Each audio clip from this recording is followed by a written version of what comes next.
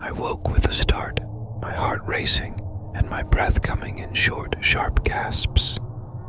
The room was suffused with a pale, eerie light that seemed to flicker and dance on the walls, casting long, spidery shadows that stretched and twisted.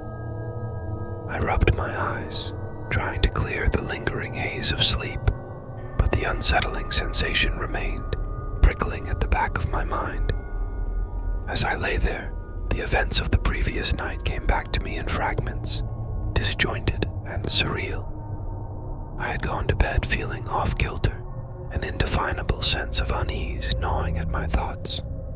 The house, an old Victorian monstrosity I had recently inherited from a distant relative, was filled with creaks and groans, the sounds of age and abandonment. It was a far cry from my modern apartment in the city, but the allure of a fresh start had been too strong to resist.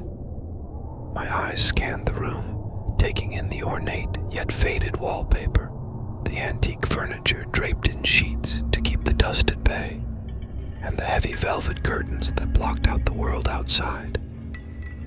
It was then that I noticed the door. It was slightly ajar, a thin sliver of darkness spilling into the room. I was certain I had closed it before going to bed. I sat up, the covers pooling around my waist, and stared at the door, my pulse thrumming in my ears. The shadows on the walls seemed to pulse and shift, as if something unseen moved just beyond the threshold. I swung my legs over the side of the bed and stood, the floorboards creaking under my weight.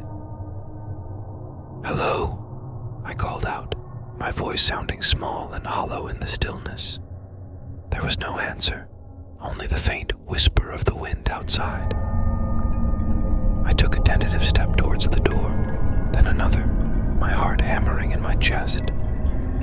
As I reached the door, I hesitated, my hand hovering over the cold, brass doorknob.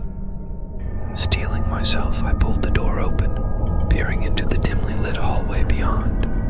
Nothing, just the same empty corridor, lined with portraits of long-dead ancestors whose eyes seemed to follow my every move. I let out a breath I hadn't realized I was holding and shook my head. I was being ridiculous. It was just an old house, full of creaks and drafts. I closed the door firmly and turned back to the bed. But as I did, a soft, almost imperceptible sound caught my attention. A whisper. I froze, straining to hear, but it was gone, leaving only the pounding of my heart in its wake.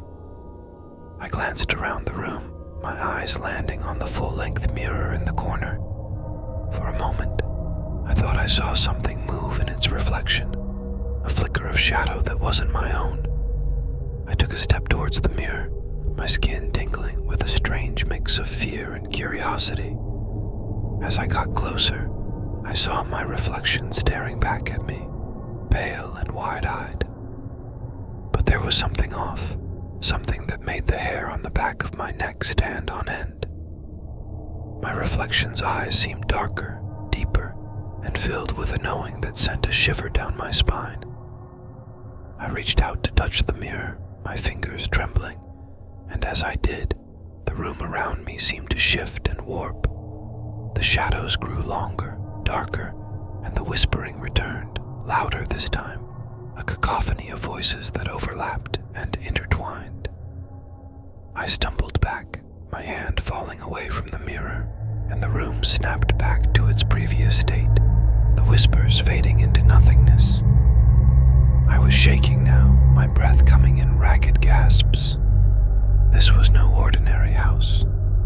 There was something here, something old and malevolent, and it was watching me. I backed away from the mirror, my eyes darting around the room, searching for any sign of the presence I felt so keenly.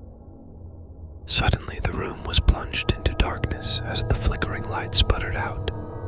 Panic surged through me, and I fumbled for my phone on the nightstand, my fingers clumsy with fear. The screen's harsh glow was a small comfort as I turned on the flashlight and swept the beam around the room. The shadows danced and swayed, but nothing seemed out of place. I took a deep myself and made my way to the window. Pulling back the heavy curtain, I was greeted by the sight of the moon hanging low in the sky, its pale light casting a ghostly glow over the landscape. The garden below was a tangled mess of overgrown plants and twisted trees, their branches reaching out like skeletal fingers. As I stared out into the night, I felt a sudden chill wash over me, and I knew I wasn't alone. The feeling of being watched was stronger now, an oppressive weight that settled on my shoulders. I turned slowly, the flashlight trembling in my hand, and there, in the corner of the room, stood a figure. It was tall and thin, its features obscured by the shadows, but I could feel its eyes boring into me, cold and unfeeling. I opened my mouth to scream, but no sound came out. The figure moved closer, its form shifting and flowing like smoke, and as it did, the whispers returned, louder and more insistent. I backed away, my mind racing, but there was nowhere to go. The figure loomed over me, its presence suffocating, and I felt a cold hand close around my wrist. The touch was icy, sending a shock of pain up my arm, and I struggled to break free, but it was no use. "Who are you?" I managed to choke out, my voice barely a whisper. The figure's grip tightened, and I felt a surge of terror as its face came into view.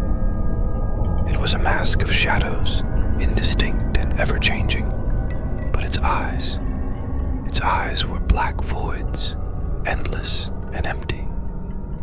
"You do not belong here," it whispered, its voice a harsh, grating sound that sent a wave of nausea through me. With a sudden, violent jerk, the figure pulled me towards the mirror, and I was engulfed in darkness. The last thing I saw before everything went black was my own terrified reflection, eyes wide with fear, and the shadowy figure standing behind me, a cruel smile twisting its features. When I woke again, I was lying on the floor, the room bathed in the soft light of dawn. The mirror was shattered, its shards scattered around me, and the oppressive weight of the presence was gone. I sat up slowly, my body aching, and looked around the room. It was just as it had been, old and decaying, but now it felt empty. I knew I couldn't stay here. Whatever haunted this house, it wasn't finished with me, and I wasn't about to wait around for it to make its next move. I gathered my things quickly, my hands shaking, and fled the house without looking back. As I drove away, the house looming in the rearview mirror, I felt a sense of relief wash over me. But even as I put distance between myself and that place, I couldn't shake the feeling that I was still being watched, that the shadows were still following me, waiting for the right moment to strike. And deep down, I knew that no matter how far I ran, I could never truly escape the darkness that had awakened with me.